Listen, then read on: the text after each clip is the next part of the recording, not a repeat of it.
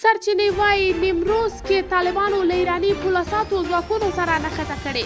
په نیمروز کې محلي سرچینې وایي تېر مازدیګر د طالبانو او د ایران د سرحدي ځواکونو ترمنځ د 1 ساعت لپاره وسلواله نښته وشوه. په زرنج کې د طالبانو یوې سرچینې چې د موضوع د حساسیت له کبله یې د نوم له اخیستلو ډډه وکړه، ازادي راډیو ته وویل چې په دې نښته کې له سپکو او درنو وسلو کار اخیستل شوی دی.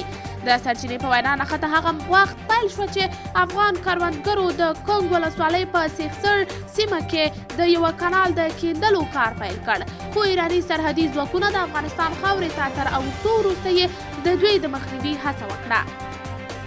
د سرچینې په حواله وروسته طالبانو د ایران د سرحدي ځواکونو پر وړاندې اقدام وکړ چې خبره وسلوالې شخړې ته ورسېده او د طالبانو یو موټر په اور سوځېدلی دی.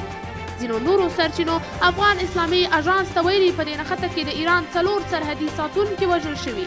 د طالبانو په لوري کې د مرګ ژوبلې په باب معلومات نه دي ورکړل شوي. تر دې مخکې هم د ایران د سرحدي ځواکونو او طالبانو ترمنځ دې ته ورته نښتې شوي دي. قدرمنو لیدونکو، تاسې په هکله څه نظر لرئ؟ نظریات مو راسره په کمنټ کې شریک، ویډیو لایک او چینل سبسکرایب کړئ.